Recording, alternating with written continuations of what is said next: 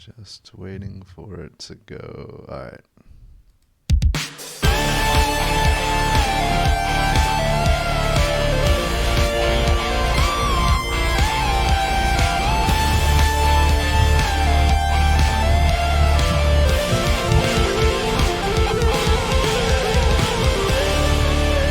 Hello and welcome to Corner Comics, your mostly weekly comic book reading club. My friends and I get together, we share a few issues with each other, then we talk about those issues. I'm joined by my friends Russ and Emmanuel. Russ, how you doing this week? I am shining with great alacrity. Thank you for asking. Damn it, I don't have dictionary.com up. Sorry, right homie. Roll it back when you want to. I'm just giving you that now. I am shining with great alacrity. Thank you for asking. And where can people find you on the interwebs? You can find me at, where am I? BlackSuperheroFan.com, Corner Comics, obviously here at Corner Comics. And if you care about me personally, you can find me at walrus.org, WALLRUSS.org. And my Twitter handle, though there's not much there, is also at walrus, WALLRUSS, shining with great alacrity. Emmanuel, how are you doing this week, and where can people find you? I will say how I'm doing in one word: cowabunga. That one I don't need the dictionary for. But you have a definition? What does that mean? I don't have a definition for it. I just know what it means. Yeah, it's well. I want to look it up before I tell you what I think it means. All right, so you can find me on the Instagram at _MAN_YOU_EL, Emmanuel. Also, EmmanuelTheStory.com, the website is down at the moment. Oh. It's, some server stuff. But check in on it in about a week or so. It should be good. Okay. So, cowabunga is an informal exclamation used to express delight or satisfaction.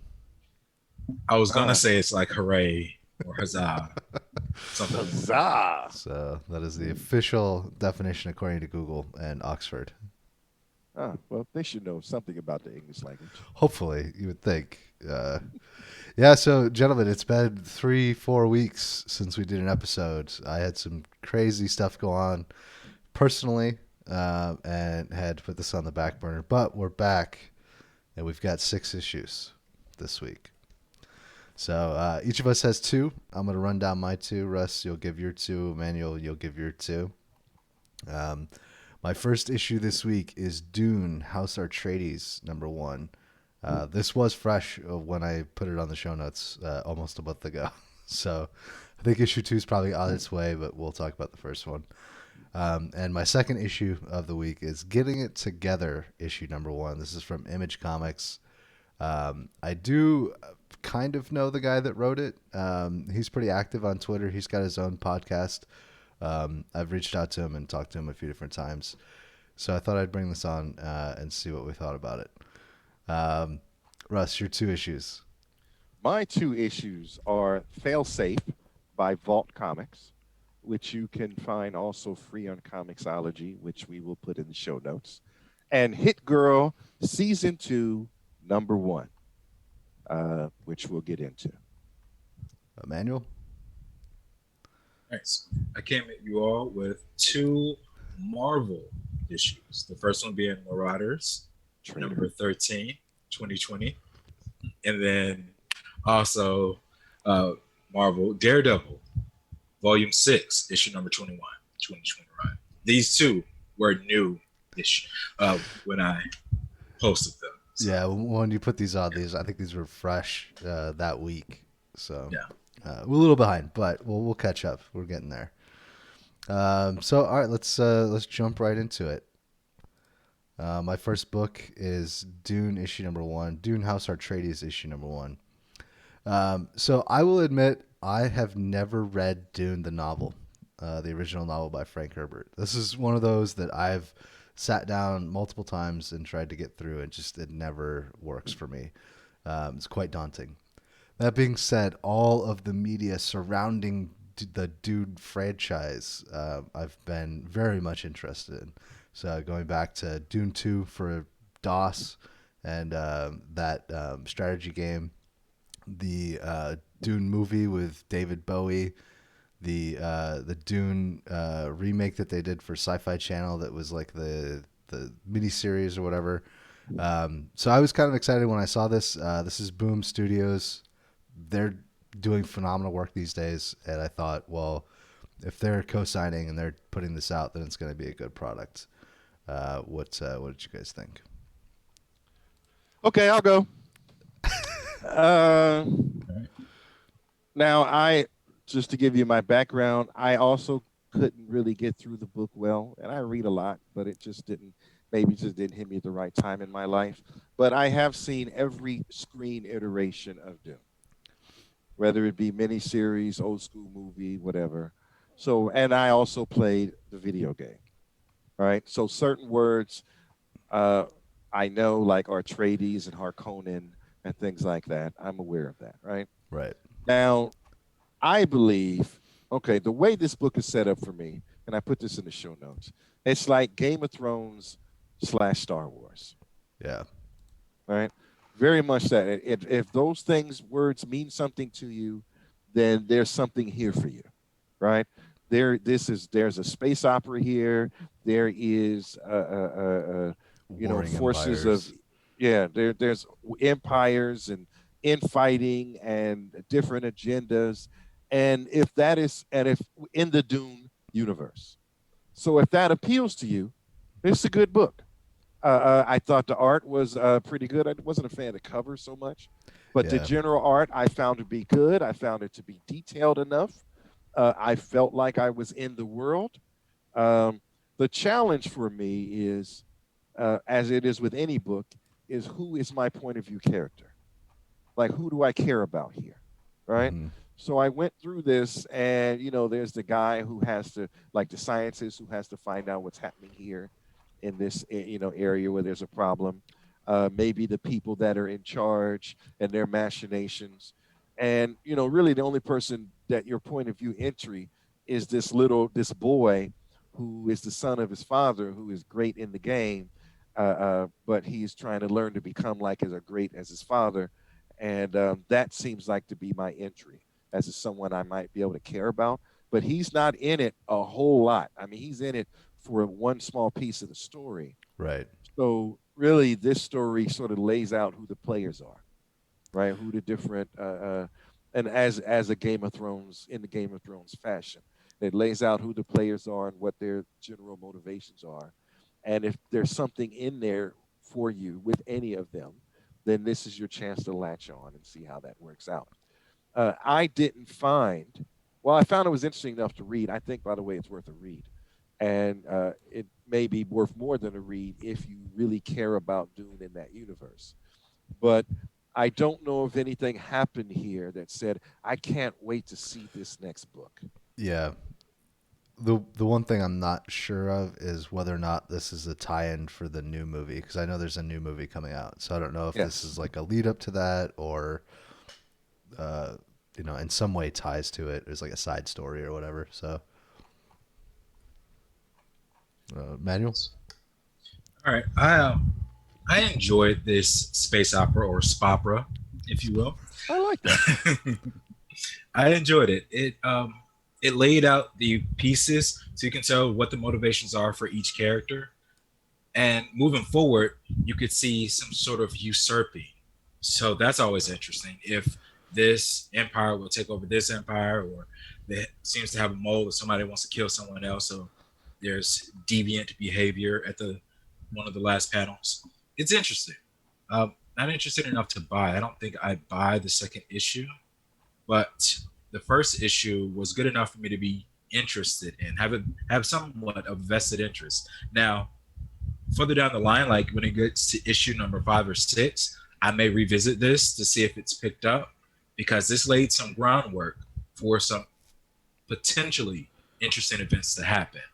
Again, you see the motivations, you see who the characters are, so you can kind of see what they aspire to as well, and will they have reached that? Would they die? I've never watched a. No, it's not true. I watched a complete episode of Game of Thrones, but only the first episode, and that's it. I know it's popular. I know there's a lot of um, like chess going on with that whole thing. So this kind of is reminiscent of that.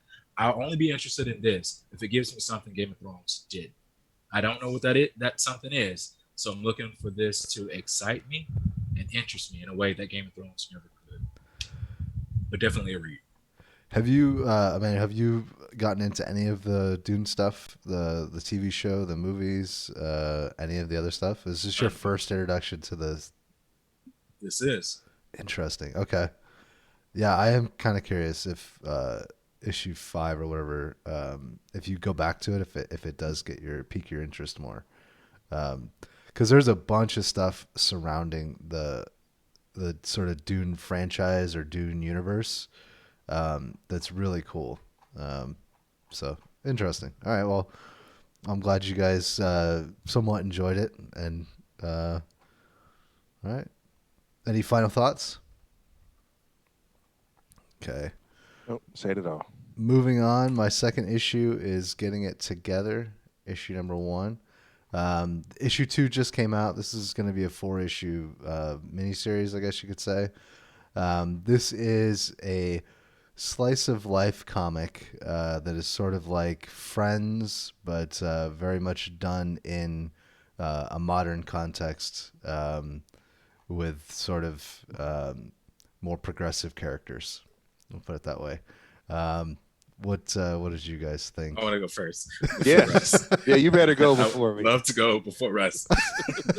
All right, so definitely Friends. They don't shy away from that at all. The cover art is the opening scene, really, of Friends, where they all have those umbrellas. Right. That is just pinpoint accuracy of this is Friends, just a different version, 2020 version, or a more progressive, more forward thinking. They're not all Caucasian. They're just all over the place, which is great. Representation matters. You have some gay characters or queer, homosexual, I'm not exactly certain the term, but characters that don't follow that same heterosexual, cisgendered line of love interests that we see and know about so often.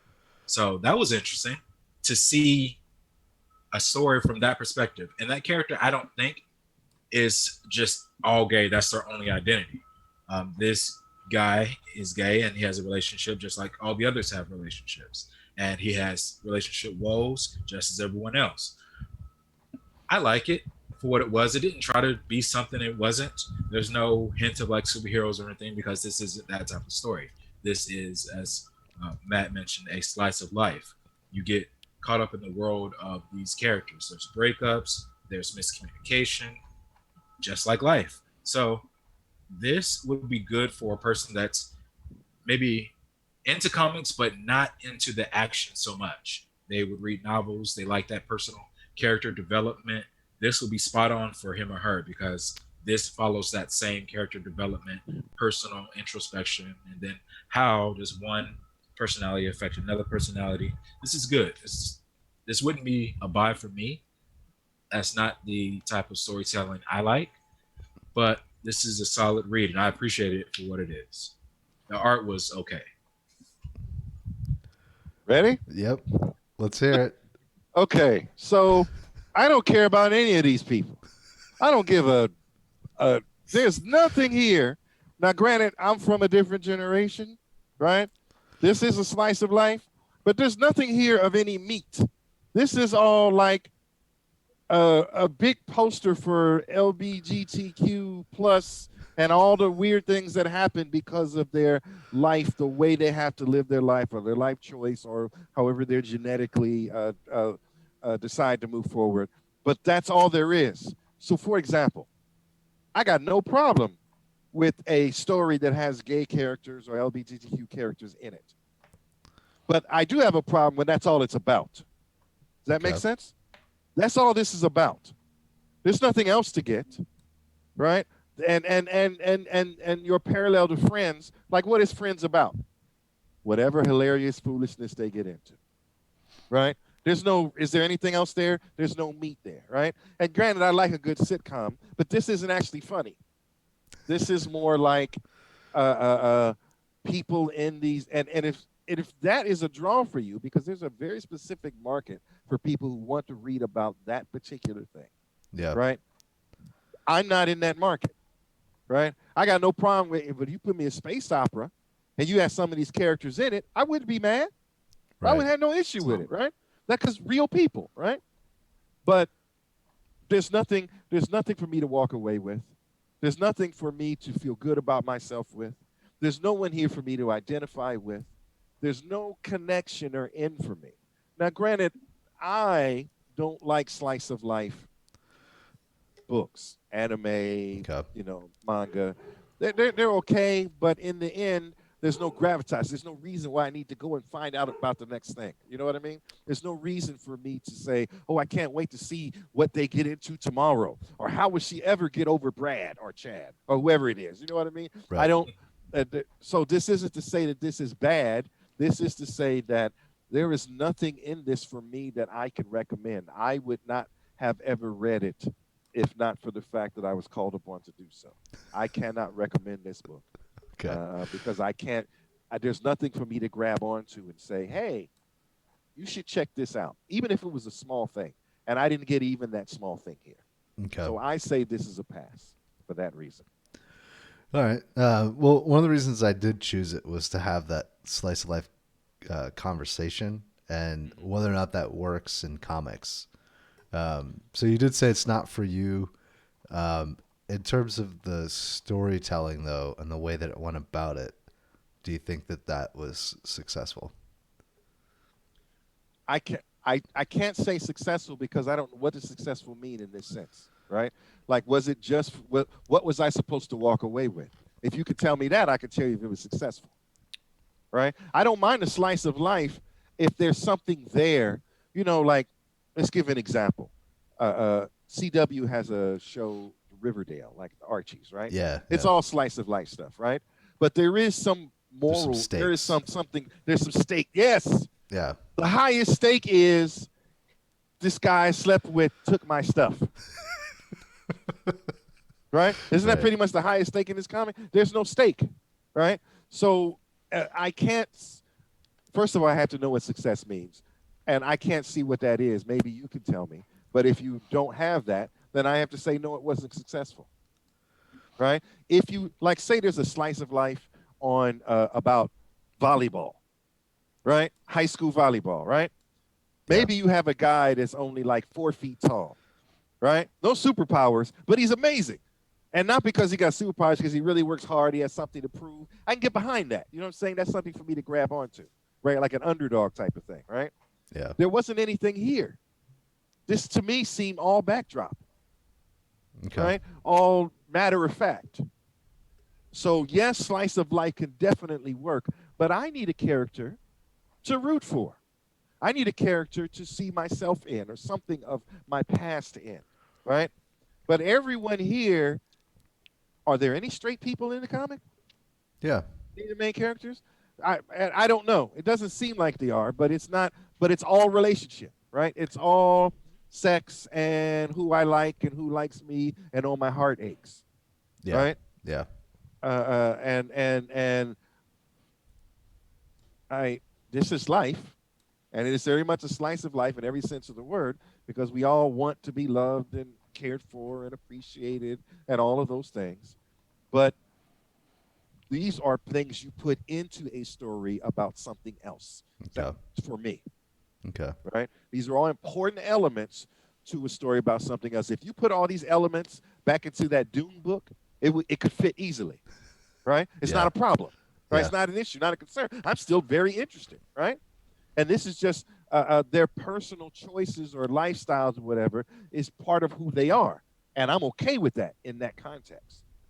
But that's all there is here is this, Okay. and I don't know who that's for. I do know that there's a lot of online comics. People make their own comics and draw them. They have a lot of this stuff, but a lot of this stuff is also you find in where you have people or animals and elves and all this in fantasy, right? You see a lot of what do you call that? People make up their own content. I don't know what you call fan fiction type stuff, Okay. right? Yeah. So I see a lot of this in fan fiction, but it's the meat of it that interests me the most. Everything else is the backdrops and the uniqueness of the characters, which does enrich the characters. But if all it is about is this, I don't know how you can say it succeeded. But Okay. maybe there's something I'm missing, and I'm certainly willing to hear what that might be. No. Okay. Yeah. I mean, that's kind of yeah what I was looking for. Uh, Emmanuel, Anything else? Oh, is it? did he freeze? I honestly, can you guys hear me? Yes, Yeah, you're I can back hear you now. now. Okay. Right. And there you go. Okay. Okay. So I'd actually just say it's a casual read. Okay. Yeah. And straight up pass for me. All right. Moving on then. We'll get into Russ's first issue. Okay. My first issue of the week is called Failsafe. It's by Vault Comics. It came out in 2017. It is free online on Comixology. I'll make sure that is in the show notes. And before I get into really what it's about, maybe you two care to share what you what you think of it. I feel like you chose this book for me. Yeah, I really enjoyed it. The artwork is good. The story is cool. I think I put in the show notes that it is Ex Machina meets RoboCop with a heavy dose of MK Ultra. So you've got like this Jason Bourne type character that the story starts off with. He's called back to action after trying to escape, his life as an operative. When all of these sleeper agents are suddenly awoken and they've been reawakened by the villain of the story. It's really cool. I started to read on. It's only 6 issues. I would highly recommend the entire run, the entire graphic novel. But as a first issue, it sets it up, I think, pretty well, and it does give you, like I said, that Jason Bourne character that you can follow through, and yeah, well done, great pick. Vault Comics is freaking killing it, just like Boom Studios is these days. So I pretty much anything that's got their label on it, I'm willing to check out these days. All right. Emmanuel. I like the art. I really like the brightness of the art. It knows when to be subtle when necessary, like the muted tones of the machines. In addition to that, the politics behind this, it impressed me. This isn't just a one-layered comic like, oh, this is what's going on. It's a multi-layered comic because you have the politics. The first political figure, president, got brought down because of these agents, because of his approval of these agents being out there and being involved in regular society, and then coming to life and acting when needed. And now this second president, or I don't know if it's his successor. I don't know what line, but it's his successor. He still has that same agenda. It's just more covert. So I like the fact that it speaks to that political thing. Like there's no real change of hands. Right.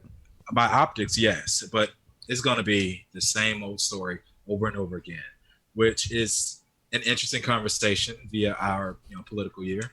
So this was good. I really enjoyed this. Set in 2028, I think, so not that far off. There's a question about how possible is this, or is this, something that is the groundwork is already kind of happening with our expansion of technology, of human interaction between technology and ourselves. So this was a really good pick. I'd say this was a buy, simply because of that. You can get a lot from this. Yeah, and as a free comic, I mean, shoot, Yep. just pick it up and read it. Yeah. Yep. And again, click on the link in the show notes. I liked it because it was Jason Bourne with just a hint of technology, but not something totally impossible. Nobody flies. Nobody is super duper strength, that sort of thing. So I certainly believe that a Jason Bourne conversation is very possible. Yeah. And the technology, well, as long as you're not shooting laser eyes or anything, what's not possible, right? We already had what's his name who put a mind chip in a pig? What's his name who just did that recently? Elon Musk, Elon Musk, right? So we already putting aka chips Lex in Luthor. folks, right? So whenever you see it on television, it's already deeper than that in the government and in research, right? Yeah. So if you already seeing them putting it in pigs and taking them out, it's already some people walking around with chips, right? And if I could make you more aggressive with a chip or increase or decrease your sensitivity to pain or even possibly implant with you a set of skills on how to use a specific weapon, why not? Right? Why not go full Neo? Right? I Yeah. know Kung Fu. Well, Uh, uh, yeah. I was gonna say, like, in terms of superpowers, I would say that there are superpowers to a certain extent. okay. There's superpowered individuals by the nanotech. Like, I think her name's Eve, the main female that's on gets recruited by the main villain. She gets riddled with bullets and somehow survives. Like Okay. the nanotech, like repairs her body, or whatever. But um, and then the whole Jason Bourne conversation, like in Neo, I know kung fu. Like you just happen to be able to do these amazing things. So I would say that's a superpower. Okay. I'll concede to that. So anyway, I'm glad you enjoyed it. Any final thoughts before we move on? I'd say it's worth the graphic novel. It's worth all 6 books. There. It's Ooh, that's strong. So are you saying buy Yeah, or are it's you saying definitely read? it's a buy for me. Okay. So Nice. I got one. All right, moving on.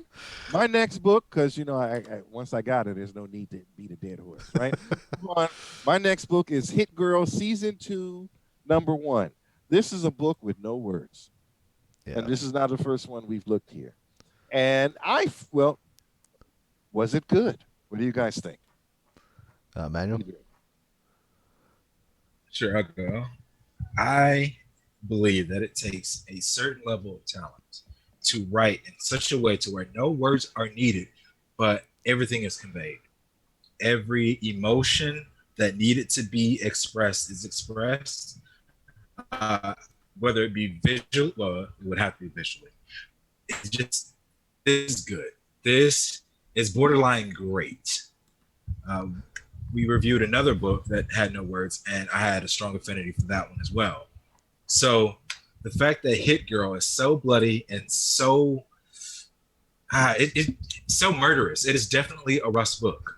The amount of murder and the fact that it's this little high school girl just kicking ass. Oh, and kick ass. This is a branch from that. So I definitely appreciate Hit Girl and her veracity when it comes to killing. Uh, I am a bit unsettled. She herself is a kid, but the fact that she's killing kids, that is unsettling. But I got to remember that she herself is a kid, so I guess she gets a pass. It's very bloody, very gory. In Is a she school, killing people who don't deserve to die? Is she killing oh, innocent they people?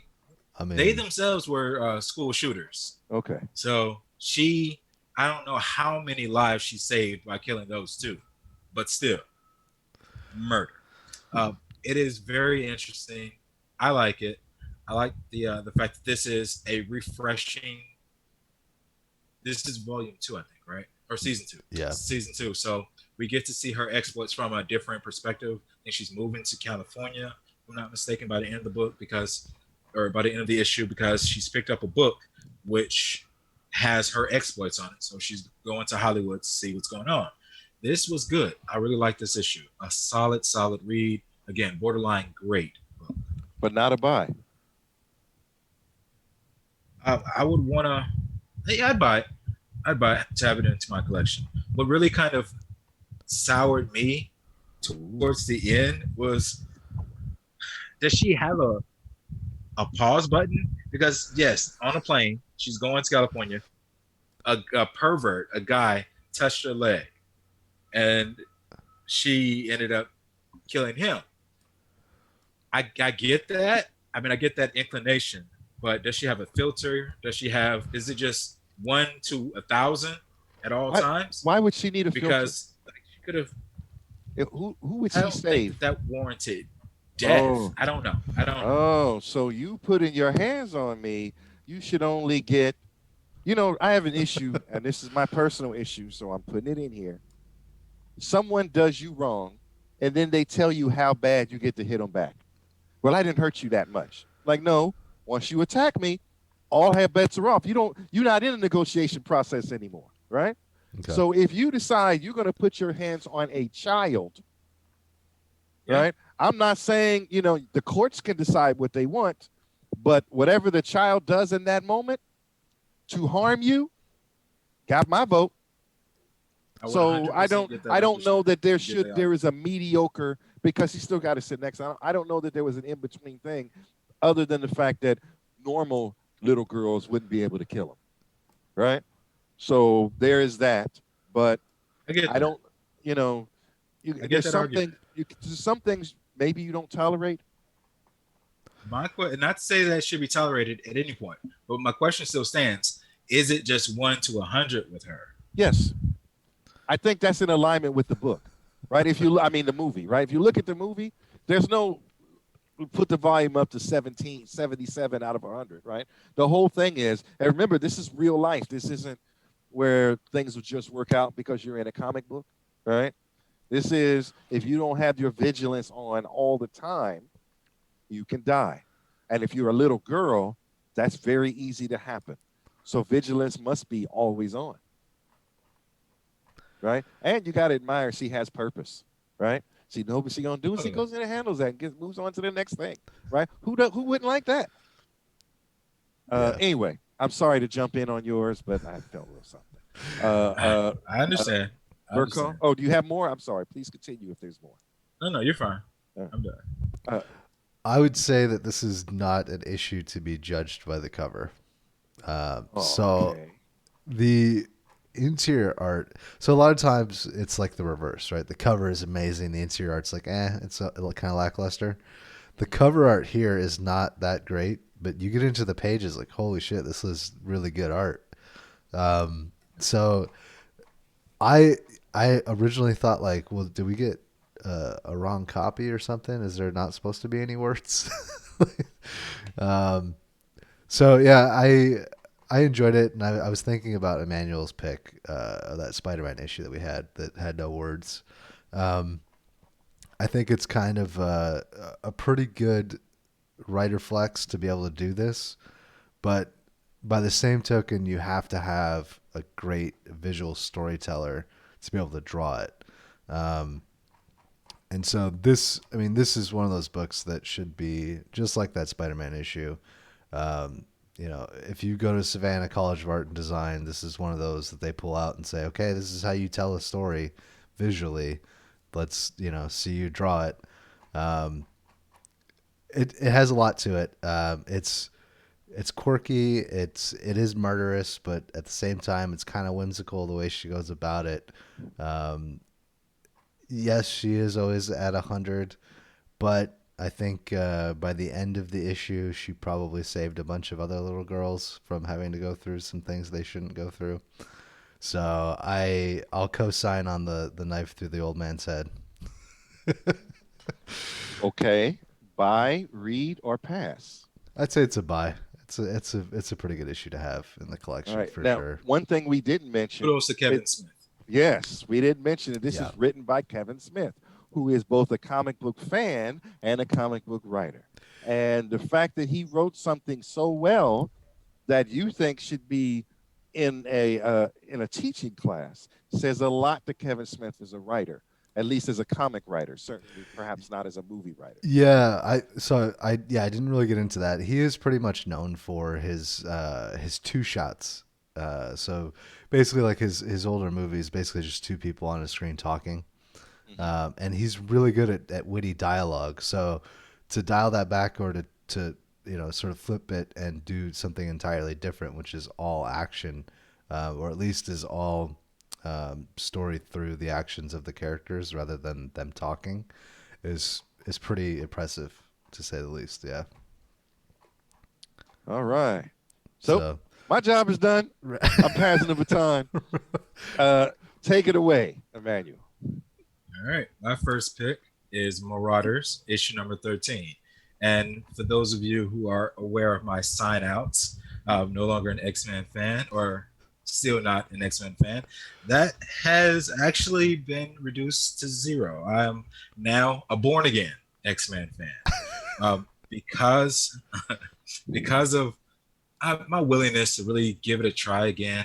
I some issues years ago left a bitter taste in my mouth, and I am now dipping my toes in the sand. Marauders is the story of, well, this issue is, it follows the X of Swords storyline, and that's what really kind of got me on board for this issue. I really like the fact that there's this thing that happened in another dimension, and now the countdown begins. The X-Men are tasked with finding, I think it's 13, X amount of swords to battle. They have to be special swords to battle this villainous horde, this army that's coming from another dimension to take over the world, pretty much. So, Storm, Wolverine, and a number of other X-Men, a number of other mutants actually, have to find swords to fight this foe. And this is a story of Storm going on a journey to get the sword from Wakanda. What did you guys think? all right, so it's not just any villain. This is Apocalypse's wife that has come from another dimension, Their children. and their children, who are the original Four Horsemen. So the stakes are really high of this because Apocalypse has already co-signed to the whole vision that Xavier has had for this new way to handle mutant kind. So I had to drop out on X of Swords because there's no way that I was gonna buy 22 more fucking issues. Like, I'll continue to get X-Men and New Mutants so that I can have my Hickman run of what he's writing, but all the tertiary and extra stuff, I was like, God damn it. I spent so much on the Avengers Fantastic Four crossover this year that I just couldn't do it again with X-Men. So in an effort to expand my Marvel reading beyond the X-Men stuff, I had to drop out. That being said, this particular issue, which is the story of Storm going to pick up I don't remember what it's called exactly, the artifact from Wakanda, the sword, is pretty good. And Skybreaker, yeah, and it's pretty good, and it's kind of cool because it gives you some callbacks to the relationship that Storm had with T'Challa, and I'm trying to think what else I can say about it. The artwork's good. This is just one piece in a much greater story, though. I would say that it's a read if you're into these particular characters, but it's hard to separate this from the overall story arc and everything else that's going on in this 22 to 26 issue massive story arc.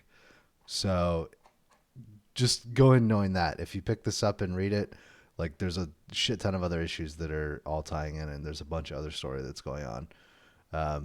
But as the story of Storm going to get the sword, I thought it was kind of cool, and you get to see a lot of different characters and how she deals with them, and she gets to test out the sword. There's some cool scenes with that. So yeah, I'd say it's a read. I'm glad that, Emmanuel, you're finally getting into X-Men. Good work, by the way, man. You worked on it. Been working. Good job. All right. So, are you finished? Yeah. Go ahead. Yeah. Go ahead, Russ. All right. I didn't like this book. All right. Now, here's what I liked. I liked the art. I liked finding out what Storm's standing in Wakanda currently is. Yeah. And the respect she is observed even though she is no longer the royal consort, and how she is received by the Queen Mother and by Shuri and revered. But here's the deal. She wants a sword that is part of the history of Wakanda, right? Nobody even gets to see that sword. And she's like, let me hold it for a minute. I'll be back. Fate of the world, right? And she was like, well, you got to explain yourself. And they explained it. She would just wait for, the big boss, Black Panther, to get back. And he can okay it because we can't, right? And then come nighttime comes. Of course, they give her a nice royal palatial suite to stay in. But she didn't want to wait. So she puts on the Storm Steel gear. Steel meaning I'm going to steal stuff. The thief gear, right? And she goes in and uses all her knowledge of the conversations she's had, intimate knowledge that she's had with T'Challa, to get, and her abilities as a thief and her abilities to manipulate the weather, and gets past everything to get this sword. And right when she gets the sword, it looks like she might have to hurt somebody to get up out of there. Then T'Challa shows up, right? And I'm going to say, dang, woman, you couldn't wait? Right? He said, I'm going to get to you as soon as I can. You couldn't wait? 15 minutes, or if you'd have waited 15 more minutes, I would have put it in your hands. But you went behind my back. You hurt my people, right? You don't respect me. You think we finna get past this? Now, I know you need a sword. I'm going to let you leave with it and let's take your word that you're going to return it. But you broke trust, right? You couldn't wait 15 more minutes. And I would have gave you what you wanted because you wanted it when you wanted it. It's not yours. And you betray everyone here that trusts and loves you so you can have what you want. The waiting time would have actually been a few days. She didn't know when he was coming back. The mother said a few days. Well, she said that, but I'm just saying that night, she could have waited one. She didn't wait one. She could have waited one day. She didn't. Right? Yeah. That's all I'm saying. I don't deserve enough respect. You're going to break my country's law. Do you not understand that this is I could put you to death for this? For this level of theft? This is something I could easily, in front of my people, have you put to death, and they would understand. But you couldn't wait one day. How are we ever going to get past that? If you don't get what you want right now, imagine if some of you out there were married and your wife couldn't wait one day until you got her exactly what she wanted, even though it was the biggest ask ever. Ex-wife. Okay, our ex-wife. Right? Ex-wife. You couldn't wait one day. And even after the ex-wife, you still treat her with respect. The family still loves her, but she couldn't wait one day. Yeah. And she undermines your rule, your power, and your respect. That's why I hated this book. If she'd have waited one day, not even a full 24 hours, because it can't happen that night, right? Right. Not even a full 24 hours. She couldn't wait that long. She didn't have enough respect with him or the relationship with the women there or anyone or the nation of Wakanda. Fuck out of here. I don't respect Storm anymore. So that's why I hated this book. You better not buy it. But if you're interested to see what got me so upset about it, maybe it's worth a read. The art isn't bad. But I don't think this is in context with the character. I don't think this is something Storm would do. I think Storm would have waited as long as she could before going in. She didn't. And that's why I think whoever wrote this messed up. But I understand the reason why you had to do it, whatever. I don't like it. Who's this writer? Let me ban them for life. Let me see who wrote this. Was it Hickman? I don't think this particular issue is Hickman. Yeah, it better not be Hickman. Whoever they are, I want them off the reading list. I don't want you to write another single thing ever, right? You can't just let people, anybody, old person, just write your favorite characters. It's just not right. Right? It's not in alignment with who she is. That's not what Storm would do. Right? Where is that written? Where has she ever been that impatient? Ever? Well, it is super high stakes that's going on in the. Could have waited one day. Yeah. Well, all right. So at the end of the issue, T'Challa gives the order to destroy the gate, the Krakoan gate.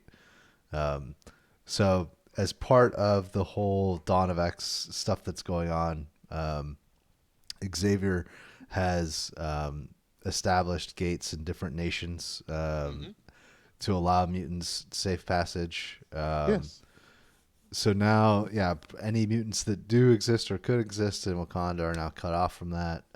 It changes the diplomatic relations. Like there's some interesting things that could be done with the story Yeah. after this. So I understand your But complaint about it not being in. Um, yeah, I know you don't care if the relationship is dead. It's just another death. However, I do. So this is different. It's not as different than if this was a gate in Latveria.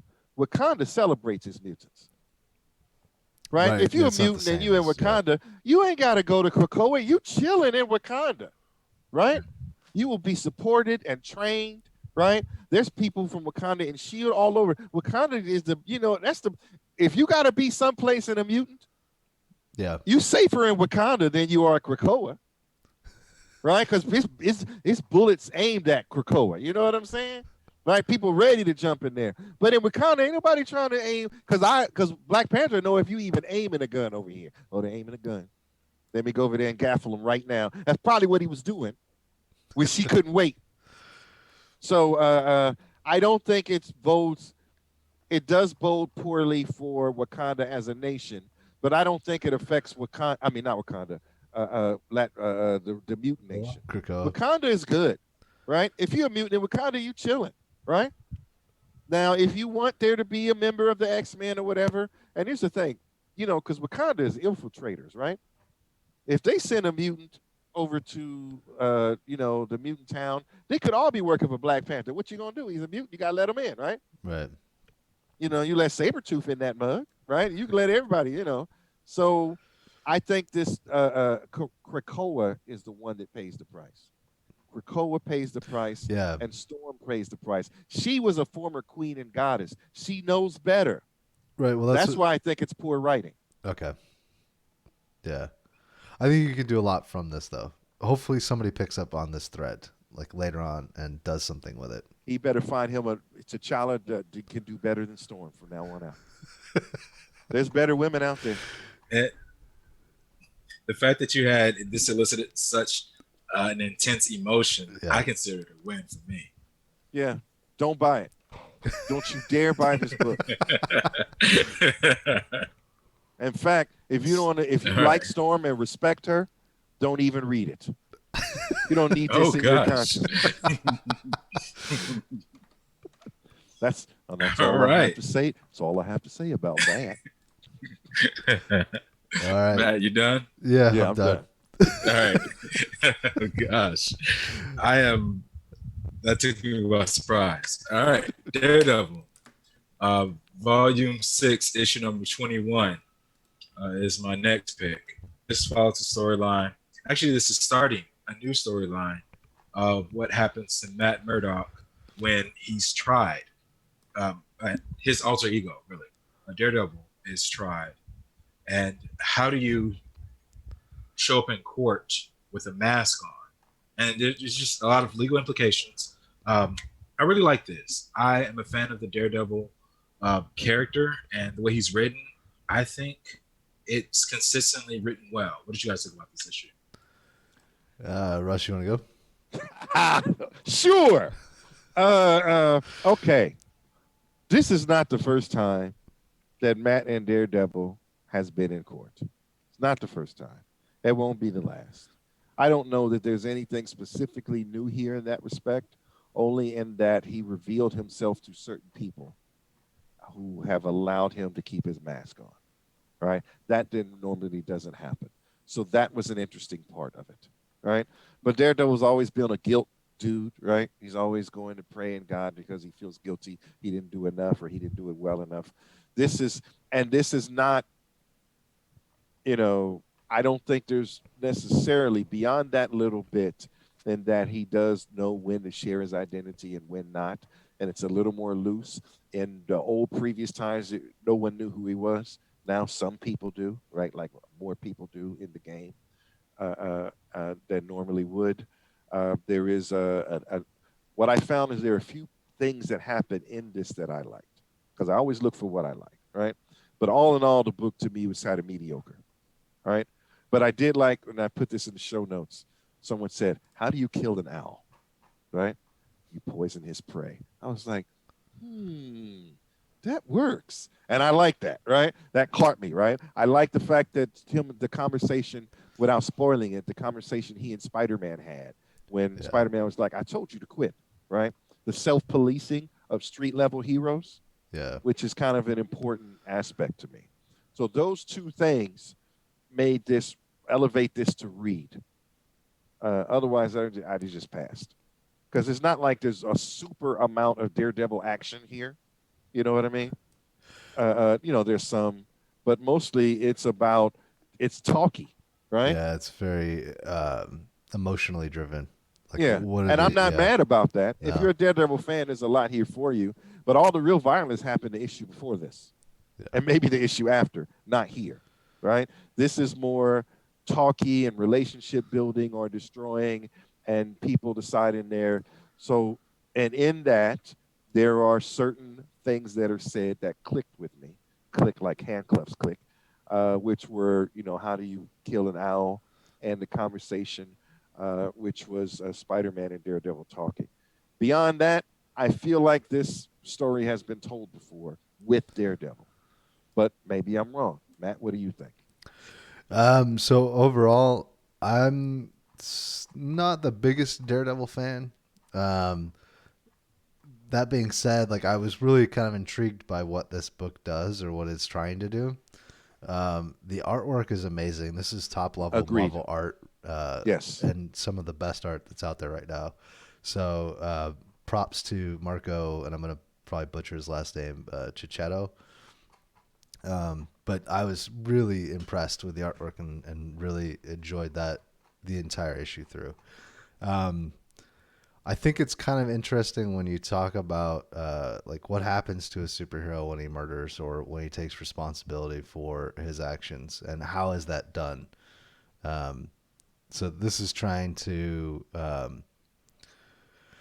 well, it does what a lot of good books do. It humanizes the characters, right? They're not Agreed. just avatars; they're actually people that have to go through this stuff and have to take responsibility for their actions and that kind of thing. And so on that level, I think it works. And I think this is a great Daredevil story because it is that street level, right? Like it's not. Um, he doesn't have to worry about the whole world. He only has to worry about Hell's Kitchen and what's going on there. Um, I think it's interesting that they always make the bad guy the fucking politician. Like, why does this keep happening? Why is Fisk mayor? I, Why does Lex I, Luthor become president? I have the answer to that. Why? Well, we can talk about our current president for that as Yeah. as real world evidence. So here's the thing. I believe, this is my belief, I believe that politics, in order to rise in politics, you must do things that are not good. Okay. You must compromise your values and your morals in order to be a successful politician. So villains naturally excel at such things. Okay. It is the nature of politics. There was a TV show I watched that only lasts for one season. I can't remember the name. And in this case, there was a corrupt or semi corrupt mayor. And he called in a lawyer that was really sort of a public defender, but really amazing at it. Latino guy in the streets, really helping people, right? And and so he called him to help solve something, and he did, but it was also to the mayor's benefit. So after they had a conversation, and the mayor asked him, he says, "How come someone like you doesn't run for mayor?" Right? Right. And he says, "That would never interest me." And he says, "That's the problem. No one like you ever runs for mayor. So people like me have to do it." So I think that who I would have to be in order to be a successful politician, I don't know that I would like that version of me. Okay. I don't, uh, uh, and maybe this is all in my head. Maybe, like you said, a collective consciousness thing. But how many politicians do you believe? What percentage? We'll go percentage of politicians do you believe are genuinely good and caring people, moral people? I say certainly less than half. I would go with half. But successful politicians have to do backroom deals and other things, right? Even though you don't see them. Right. So if you think with politicians that are institutional politicians, the incumbent, they have to make more deals than you can see, right? Especially if they've been in the game longer. When you find fresh faces, in the House, you get a lot of fresh faces people, right? You don't get a lot of fresh face people in the Senate, though, Yeah. right? You got to do a bunch of backroom deals to get there, right? You'll even think of maybe our vice president, current vice coming incoming vice president. You might think of her that way. How many deals did she make to get there? Right. Uh, uh, uh, so I'm saying that it's more than half. Not due to the people, but due to the nature of politics and how it works. Every story we've ever seen, we go all the way back to Roman politics. Everything else, there's always some underhanded scheming behind your back, compromising stuff. Am I wrong? Where do we see? Where is it portrayed that that this is a good profession? Yeah. Never. Okay, there we go. It's in the zeitgeist. Then Kingpin is president. He's on his way. He's mayor Yeah. right now. Yeah, that's all. Yeah. Senator and governor is just right up the chain. Yeah. They do- So overall, I thought this issue was pretty good. It's kind of getting me back into the Daredevil character, which I haven't really paid much attention to. And even the Netflix series, like I got maybe halfway through the first season. I checked out a few episodes of the second season. I don't think I'm alone. I think the reason they canceled it is because a lot of people just didn't watch it, regardless I, of how well done it was. I don't know that I agree. I will say season 2 wasn't as good as season 1 and season 3.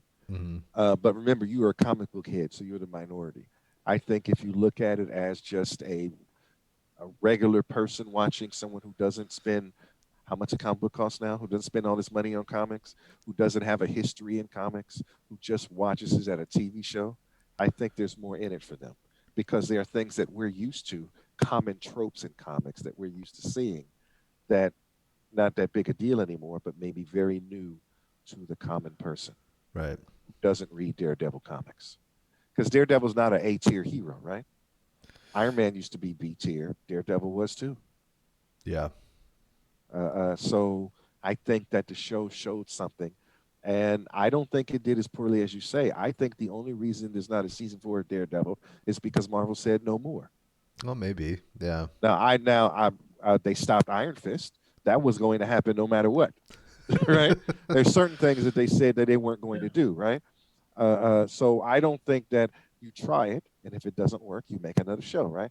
Every CW superhero show doesn't work either, Yeah. but they do give it at least 3 seasons. Yeah. Yeah. All right. So anyway, yeah, I think Daredevil's a B tier hero. You got to be into him, and it's very street level. It's like Punisher works kind of no matter what. Even if the series isn't that great, Punisher still could work on TV easily. Yeah.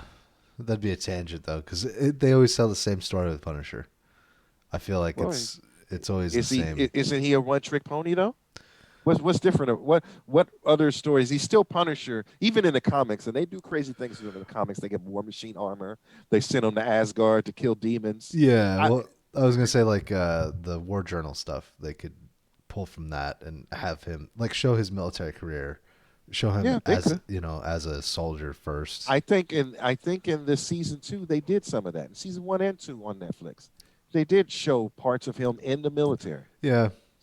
I think that's there. I just think you have to show where he starts to where he becomes the kind of Punisher you know, Right. right? You can't just start at the Punisher you know because there's no story in that, right? Yeah. He needs to be molded. Things have to happen to him. So had there been more seasons of Punisher, I think you would have seen him mature to the level of Punisher. Remember, you brought this book where Spider-Man, when he was working with the Jackal in the comics to kill Spider-Man, Yeah. right? He got to work his way up to the Punisher that we know, right? Even in the comics, he had to do that. Right. So I think that there's I understand that it is not the story you want to see, but I don't think the Punisher or Daredevil did poorly as far as numbers for Netflix. They just Marvel just took it all back. Now Yeah. I will say Luke Cage might have done those numbers. I will say some of those other shows might not have done those numbers. But no one said. I mean, pundits didn't hate Daredevil, right? Critics didn't really hate the Daredevil show. A lot No. of comic book heads did, but who cares what they think? Everybody pays for Netflix, even the comic book heads do. So anyway, another tangent. I apologize. So I say this book is a read at best. Read minus. I say it's a read. I'm probably gonna check out some of the other issues. If this particular arc catches me, I'd say it might be a graphic novel buy. Do you know the last four letters in Daredevil are evil? He's dared evil. I really like his relationship between him and Spider-Man. That has always fascinated me because they have similar power sets. Of course, there are some drastic differences, but whenever they go out and patrol, it's interesting to read just their dynamics between the two. They both suffer from that Christian guilt. One is Catholic, one is Protestant, but still, like they still have this sense of obligation that some may find that's inflated, that's overstated in a way. And they're both dealing with mental issues. They're more similar than they are dissimilar, and I really like their relationships. I would say in this particular issue, that's like a highlight is the conversation between him and Spidey for sure. Yeah. All right, gentlemen, that's 6 issues we got through. I think all 6 were good. Some might not have caught other people's attention as much as the others. But we also have some items in the show notes here, some news stories to go over. Couple of ones regarding DC and their Lunar distributor that they've set up to distribute their books through. Um, I did finally talk to the guy that owns the shop that I go to and was asking him about Lunar and what his experience has been with them. Um, so to highlight the particular story that we'll link in the show notes, DC to distribute solely through Lunar sets $500 monthly minimum order.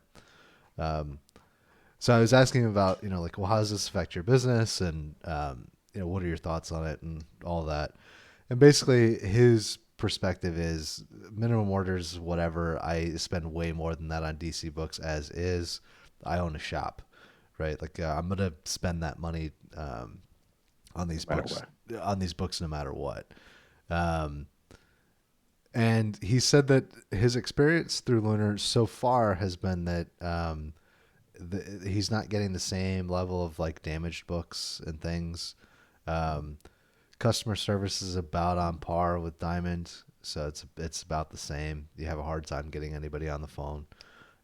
You got to send an email or go through a form online in order to get a response. Um, so I think it's par for the course with maybe slightly less number of damaged books. I think one of the other stories that sort of ties to this that we also have in the show notes is that Lunar is restricting their distribution, and they also stopped working with, I think, the company that was partnered with the New York comic store. I can't think of their names. But they were doing distribution on the East Coast. They're no longer doing that. This may affect the percentages. So like the books have certain numbers of covers and like different specialty things that they do for each issue. So like you'll have an artist like J. Scott Campbell come in and do a Wonder Woman cover or whatever, right? And that cover only gets so many prints done of it to make it more valuable for the people that are collecting and looking for those types of things. As a store, you get you're guaranteed you get so many percentage based on the number that you order or whatever.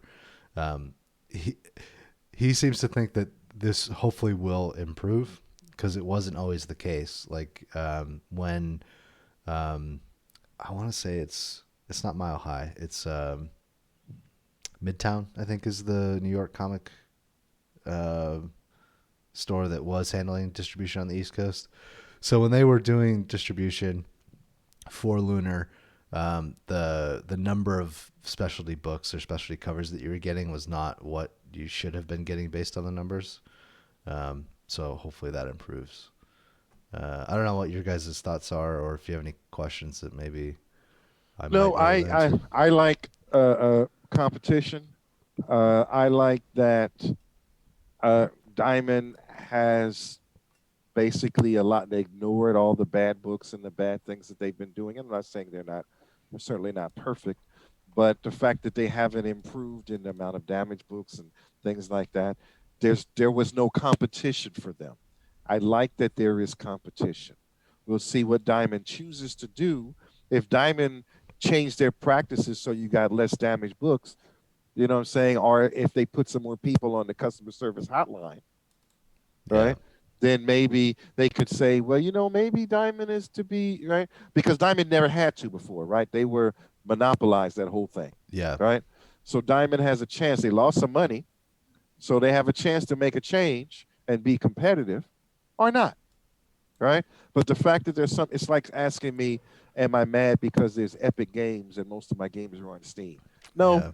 I still like Steam better, but I ain't mad at Epic. Thanks for the free games, Epic Games. I will do I will do a commercial if you reach out. Uh, But I'm not mad at the competition. Competition is a good thing. Monopoly is a bad thing. Uh, who is this company? Is Diamond going to step up or not? I hope they do, honestly, right? Yeah, Because we all benefit if they do, right? If our comic shops thrive, then they do more for us, right? And right. comic shops is pretty good at sort of sharing the wealth and making things available and really trying to make you have a good experience in their shops, right? There's not a lot of shop. It's like it's a specialty shop, right? Yeah, And they do things like it's not uncommon for me to go to a comic shop and they got a Magic the Gathering thing happening in the back, right? For any nerdy thing you want to do, that's your spot for it. That's your neighborhood safe nerdy spot, right? yeah. I don't know any other comic shops that are not that. So I value their standing in the community. And anything that does it better for them, which I hope this does, is good for me. Yeah, I would say. there's a Go ahead. it just likened me to this one issue where Batman and Superman are overhearing a conversation between two kids. They both each have a toy, a Batman toy and a Superman toy, and they're talking about their highlights. There's pros and there's cons. Like, oh, Batman is well equipped because of his utility belt. Superman's well equipped because he can fly and his power strength and blah blah blah. So they're both on the rooftop overhearing and watching this conversation between these two kids. And at the very end, they conclude, Batman and Superman conclude, who would win between a battle between Batman and Superman. They conclude villains. So they would win. So in a battle, a competition between these two, the consumer, we win because they're going to be like, they're going to bring down their prices. They're going to make their customer service better. So we win in a competition between these two. Yeah. So I at least that is the theory and how breaking up monopolies work. So that is why we break up monopolies. Let's hope that comes to reality here. Definitely. So I believe in that, but the world doesn't always work the way I believe. So we shall see. All right. We got one other news story. Russ, you want to talk about Which one? You pick it. one of your favorite? Well, I guess it's not really a news story. It's a YouTube Okay, link. so Darkwing Duck is back. Darkwing Duck, they did a pilot. Now, I don't know if you're watching the new DuckTales. I like it. It's way better than the old DuckTales. It's way deeper. They get into the triplets' mom and everything else. And then they found a way to bring a conversation of Darkwing Duck into it. And that's great. And because they made it so Darkwing Duck really started out on TV and movies. So, and then later on, we get an actual real one. And then they did another thing where they actually have the Darkwing Duck of that universe now, the new Darkwing Duck, who show up in this new DuckTales universe, perhaps as a pilot, and I hear it's in development, to bring a Darkwing Duck to back to its own show in full glory, but with more depth and relatively to real events than the previous one, which was kind of 99% comedy. Yeah. And I still loved it then. But now I try to watch it and I don't like it anymore. But this one is interesting, and everyone doesn't have Disney Plus, so Disney has put the entire episode, and it's a 45-minute episode, all about Darkwing Duck in this universe. They put it online for free. There will be a link in the show notes, so check it out. See what you think. It is superhero related. And if I can, there's also, by the way, there was a Darkwing Duck comic that had sort of a comic book of Darkwing Ducks of Infinite Earths that was really great. If you're looking for that, I don't know where it is right now, but it brought different Darkwings from different Earths. And the one thing they had in common, or that was different than the Darkwing Duck we know, is all of them had lost their Goslin. And by the way, in this episode, they introduce Goslin and how she fits into this new Darkwing Duck universe, which I think is very good. So if you're a fan at all, or if you were a fan at all, check it out. And again, there'll be a link in the show notes. Definitely. All right. Any final thoughts before we head offline? Nope, I'm good. All right. So that'll about do it for this episode. If you made it this far, thank you for listening. Thank you for tuning in. And if you have any thoughts about what we've had to say, you can find us on YouTube, Corner Comics. The archive will be up there. You can leave a comment, like, subscribe, do all that kind of stuff. If you're listening to the audio, Hit that like button. If you're listening to the audio only version, chances are you're listening to us on Spotify, Apple, Google, wherever you find your podcasts. If there is an option, like with Apple, for you to leave a review or to comment, please do so. We'll be happy to have that. We stream every Sunday at 9 a.m. Pacific time on twitch.tv/cornercomics. If you do not catch us live, the archive is available on twitch.tv/cornercomics for about a week or two. But you can always go to cornercomics.net, which is our website, and find all the show archives there, which will have the show notes, links to any free books, links to any news articles we talk about. And in the coming future, there may be some poignant panels, as Russ likes to say, for you to review. And you can also comment on the website too. So if you comment on any of the show notes, we'll get that. We'll be able to see that. Am I forgetting anywhere else that we're online or where people can find the content? cornercomicsofficial@gmail.com. If you want to send us an email, you can do that as well. But yeah, for everyone here, that's issue 40, or yeah, let's say issue 45 in the bag. I like issue. Nice. I can't do it with my traditional sign off, so I have to figure out something else. So still a comic book fan is not really relevant. We already know. I got to figure something out. So next week. All right, looking forward to it. I got that. Have a great one. I'll try to be more argumentative next time, and maybe a little more deadly. I didn't do what I normally do.